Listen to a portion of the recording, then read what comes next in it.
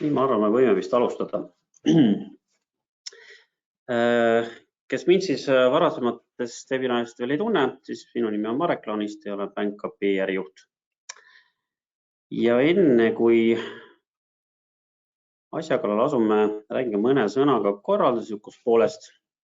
Me tänase webinari salvestame, nagu ka varasemad, ja pärast hiljem siis saadame teile salvestuse siis kõikidele meili peale, seega konspekteerima ei pea. Ja te saate mulle ka webinari ajal küsimusi esitada,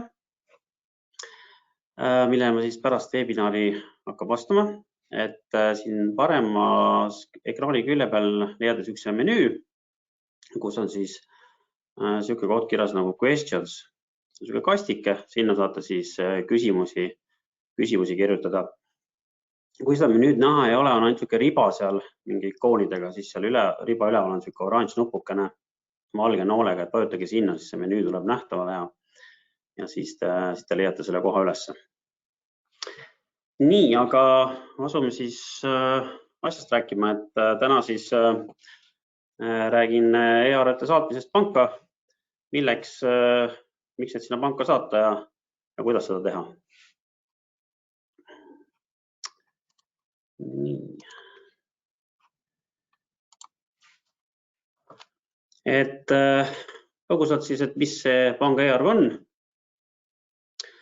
millised on siis kasud panga e-arve kasutusele ja su klientidele, mis see teenus maksab ja teeme ka siis kiire demo, vaatame siis keskkonnas, BankUpi keskkonnas üle, et kuidas seda teenust aktiveerida ja kuidas see arve siis sinna panka läheb. Nii, mis see panga e-arve siis on? Sisuliselt on see siis e-arve, mis siis liigub siis sinu kliendi kodupanka. Ja kui klient on selle arve kätte saanud, siis saab siis klient sõlmida selle internetipangas selle püsimakselepingu, mis järel siis edaspidi arvet tasutakse siis juba õigel ajal ja automaatselt. Kõik need e-arved, mis sinna siis liiguvad. Nii.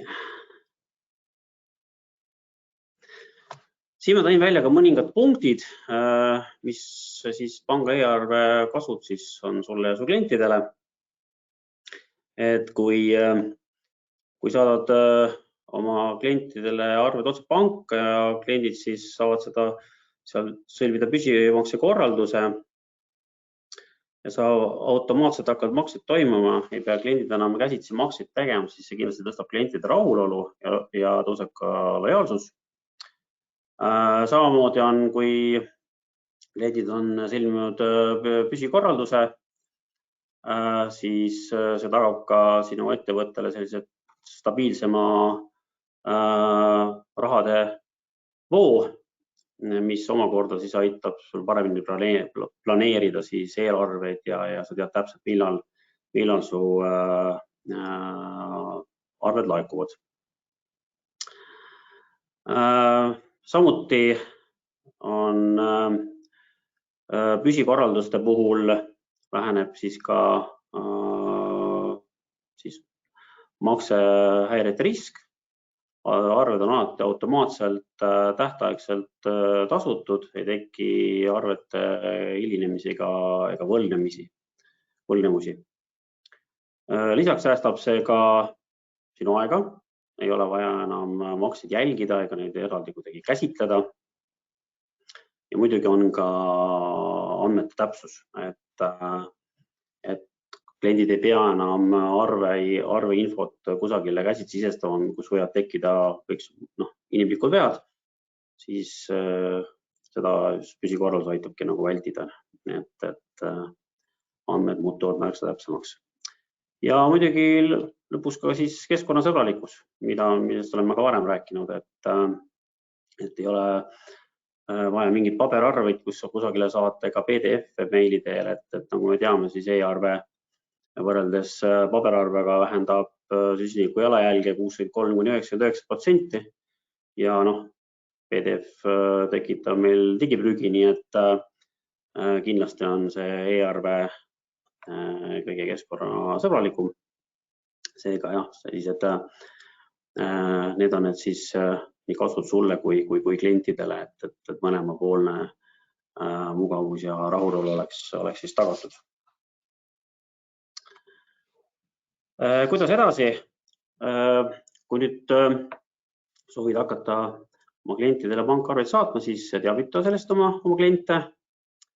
Ja kui on tegemist siis eraklientidega, kellele neid arveid sinna saata, siis kindlasti küsi oma eraklientidelt, arvesaajatelt siis isikukood ja kontonumber ja äriklientide puhul siis piisab lihtsalt kontonumbrist, kuna Bankapi keskkond firma reknumbri juba äriregistri IDES kaudu automaatselt lisab kliendi siis kaardi alla. Ja siis teavita oma kliente, et edaspidi saadadki arveid panka, kus siis kliendid saavad siis püsimakse korralduse sõlmida peale esimese arve saabumist ja esimene arve, mis siis tuleb, see tuleb siis küll manuaalselt tasuda, kuna püsikorraldus siis hakkab siis järgmisest arvest siis nagu toimima. Nii, aga lähme siis korraga keskkonda, vaatame, kuidas siis keskkonnas see asi välja näeb. Nii, kõigepealt siis keskkonnas tuleb liikuda paketid alla, et aktiveerida enda siis panga e-arve teenus. Siin on meil siis tegemist meie testiettevõttega. Ehk et kui teil on juba olemas tasuline pakett, siis lihtsalt saab siit pliiats sealt siis juba siia paketid alla minna. Kui teil nüüd ei ole, on teil hetkel tasuta pakett, siis tuleb minna siit ülalt paketid alla ja valida siit näiteks premium pakett. Valite siit vastavalt siis oma siis dokumentide aastasele mahule sobiva paketi ja kui olete selle valiku siin teinud, siis siit lisaostu nimekirja, siis siit saab siis valida ka selle panga e-arve teenuse. Kuna meil on siin see testpakett, siis ma lähen siit testpaketi alt, lisan selle. Lähen siit, nagu ma enne näitasin, siit pliiats sealt panga e-arve teenus, lisaostu nimekirja. Ütlen kohe ära, mis siis selle teenuse hinnaks on, ehk et 260 on selline esimene tasu, mis sisaldab siis 10 panga e-arvet. Kui teil on 10 e-arvet täis saanud, siis juba hakkab iga üle sealt edasi minev arve panka maksab siis 25 senti. Nii, aga aktiveerime selle siit ära.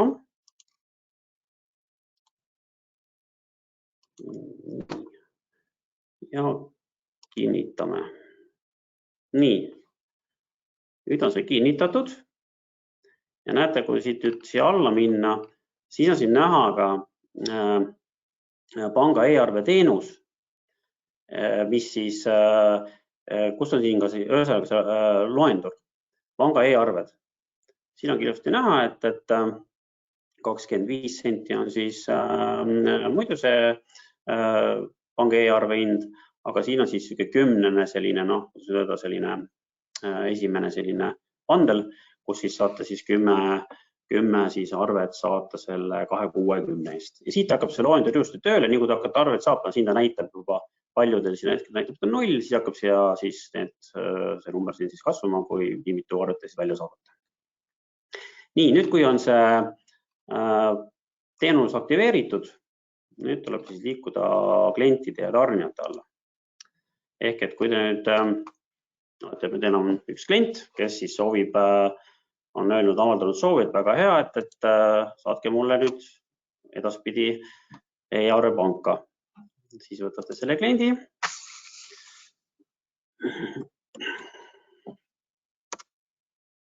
Nii võtan nüüd enda teist kliendi, see on küll, et see on nüüd eraklient.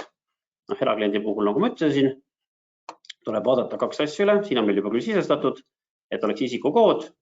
Ettevõtte puhul on registrikood juba olemas ja siis see allapoole minna, siis et oleks ka kindlasti see kontonumber olemas ehk IBAN. et see siis ka sisestada, meil on see siin juba kenasti siis juba just olemas. Nii, ja siin on juba ka näha, et see arve kanal, kuna ma teenuse aktiveerisin, juba on siin ilusti näha. Ja nüüd lihtsalt ainult salvestame. Nii, ja näete, siin on juba tekkis siia ka kanal, et arve kanaliks on panga e-arve.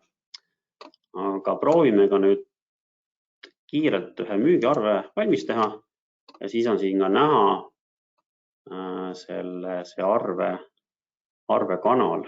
Nii, loome uue arve.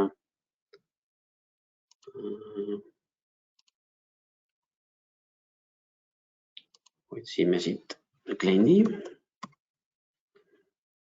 Nii, valest.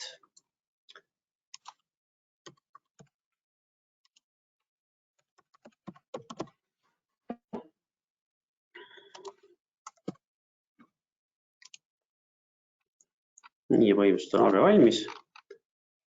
Ja nüüd salvestame selle arve ära.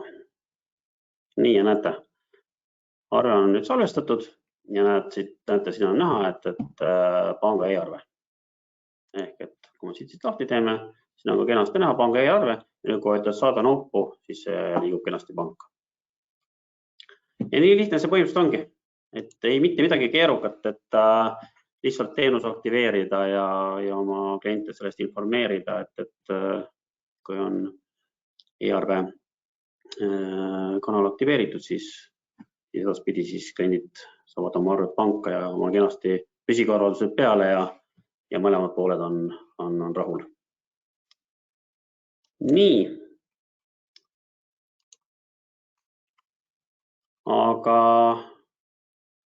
ja nüüd vaatan üle küsimused. Kas keegi mulle ka vahepeal küsimusi esitanud?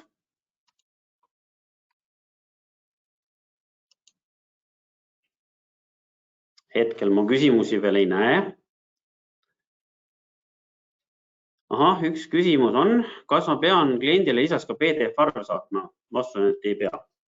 Arve liigub e-arve automaatselt panka ja ei pea seda saatma. Ehk et klient saab pangast selle arve ja saab seal juba oma püsikorralduse sõlmida. Loomulikult, kui klient seda soovib, et PDF-arvet saata, siis muidugi selle võib eraldi talle saata. Aga jah, seda ei pea tegema, et sellest täiesti piisab, kui see arve sinna panka läheb ja klient saab sellega seal püsikorralduse ära sõlmida. No muidugi jah, esimene arve tuleb tal tõepoolest seal pangas käsitsi maksta. Nii, kas tuleb veel täna küsimusi? Tundub, et see teema on nii lihtne, et väga küsimusi ei tule, et ega seal ei olegi tegelikult midagi keerukat. Kui ma ka varasemates webinaarides olen öelnud, et e-arve on igati mõistlik, nii nagu ka ostuarvete vastuvõtmisel, müügiarvete väljasaatmisel kui ka nüüd ka panka saatmisel, nii et julgelt kasutama.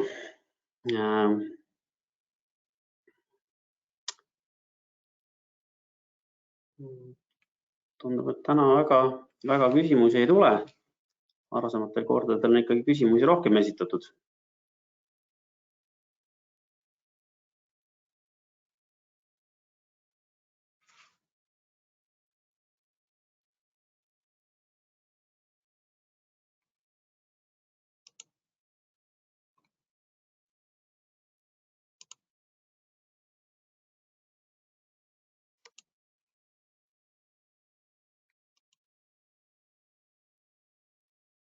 Tundub, et vist küsimusi rohkem ei tule täna.